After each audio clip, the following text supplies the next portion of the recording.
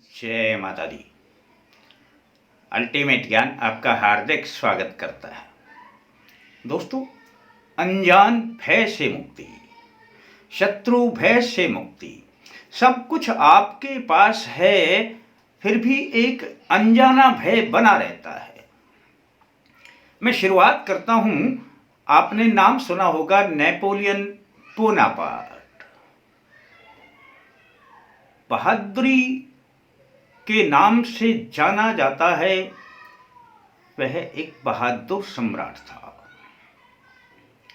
जहां जाता था विजय प्राप्त करता था। और होता क्या है कि जब वह किसी से परास्त नहीं हुआ तो कुछ मित्र देशों ने मिलकर के एक योजना बनाई और उनकी अध्यक्षता ब्रिटिश को सौंप दी गई। ब्रिटिश के उस समय के सेनापति जो युद्ध में थे, उनका नाम था नेल्सन। नेल्सन ने सबसे पहले उसकी कमजोरी का पता लगाया और उसकी कमजोरी थी कि नेपोलियन बोनापार्ट बचपन में बिल्ली से डर गया था और आज भी यह भय उसमें अभी तक मौजूद था।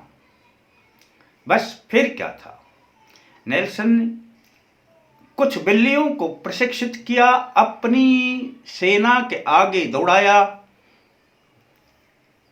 नेपोलियन की 1815 ईस्वी में इसी कारण से पराजय हुई और उन्हें बंदी बना लिया गया। एक बहादुर सम्राट और एक अनजाना भय। भय को हम 3 रूप में बांट देते हैं। एक भूतकाल का भय, यानी ये भूतकाल का भय था। एक वर्तमान का भय, एक कुत्ता एक व्यक्ति के पीछे पीछे दौड़ रहा है, व्यक्ति डरा हुआ है, भाग रहा है, पर भाग कितना भागेगा, थक जाता है, वह रुक जाता है। बस रुकते ही कुत्ता भी रुक जाता है। अब व्यक्ति का साहस बढ़ता है, पीछे मुड़ता है, कुत्ते की तरफ बढ़ता है, कुत्ता भी डर जाता है। अब व्यक्ति का साहस और बढ़ता है, वह कुत्ते के पीछे तेज दौड़ता है, कुत्ता भी उतनी तेजी से दौड़ता है। यह हकीकत है दोस्तों। अनजाना भय समाप्त हुआ और सब कुछ मिला। कुत्ता जिसे डरा रहा था, कुत्ता स्वयं ही डरकर भाग रहा है। आपने बहुत से कुत्तों को देखा होगा, मोटरसाइकिल के पीछे, साइकिल के पीछे, कार के पीछे, गाड़ी के पीछे भागते हुए। और मोटरसाइकिल के पीछे भागता है, आप मोटरसाइकिल जितनी तेज करोगे उतनी ही तेज भागेगा। आप मोटरसाइकिल को रोक दो, धीरे कर दो, कुत्ता एकदम रुक जाएगा, पीछे हट जाएगा। अनजाना भय, और इससे मुक्ति मिल जाती है। इसे कहते हैं वर्तमान का भय। और तीसरा भय आता है भविष्य काल का। जब मनुष्य पार कर जाता है 50, 60, 70 की आयु को, तब उसे एक अनजाना भय सताता है।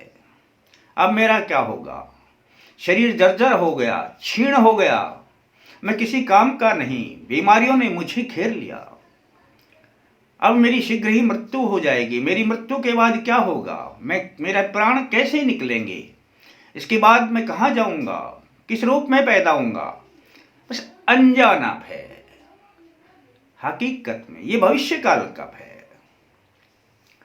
3 प्रकार के भय की मैंने व्याख्या की और हम 3 प्रकार के भय में ही जीते हैं।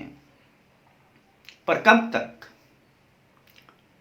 आज मैं इन्हीं तीनों भयों से मुक्ति के लिए जो मार्ग बताऊंगा वह है दोस्तों रामचरितमानस की यह चौपाई। आप अब सब प्रयास करके यदि थक चुके और कोई प्रयास काम नहीं आ रहा है, तब यह प्रयास आपको अनजान भय से दिलाएगा मुक्ति।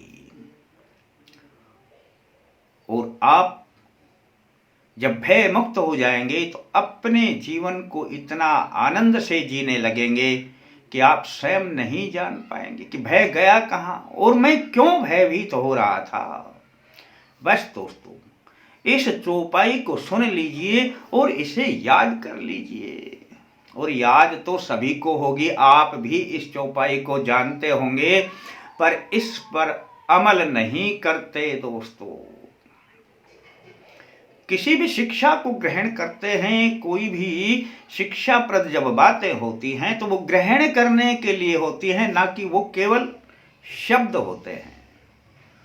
केवल शब्द नहीं हुआ करते, वो शिक्षा के लिए हुआ करते हैं कि आप उनके ऊपर चलो और आप इस चौपाई के ऊपर चलेंगे तो समझ लेना दोस्तों, कैसा भी भय हो, अनजान भय हो, शत्रु भय हो, भूत प्रेत का भय हो, संकट का भय हो, पीछे का भय हो, आगे का भय हो, वर्तमान का भय हो, सभी भयों से मिल जाएगा छुटकारा। और चौपाई आपको पता है, आप कहेंगे ऐसी कौन सी चौपाई है?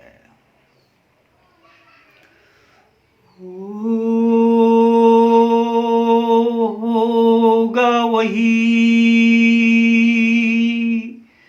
जो राम रचि राखा, को करी तरके बढ़ावे ही शाखा।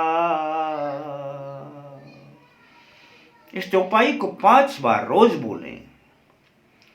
होगा वही जो राम रचि राखा, फिर तर्क करके क्यों अपनी मुसीबतों को बढ़ाता है। आप कुछ नहीं कर सकते, फिर अपने आप जब कुछ नहीं होता है तो फिर छोड़ दीजिए राम पर, प्रभु श्री राम पर। और जब आप छोड़ देंगे तो पाएंगे कि आपको एक छाया मिल गई है। आप उस छांव के अंदर बड़े आनंद से रह सकते हैं दोस्तों। आपका कोई कुछ नहीं बिगाड़ सकता, इस बात को याद कर लेना। बस ये चौपाई शायद आपको याद होगी, पर आप इसे 5 बार रोज दोहरा करके और इसके ऊपर चलना प्रारंभ कर दें। छोड़ दें अपने आप को, बना दें अपने आप को राम में, राम के अधीन बना दें अपने आप को।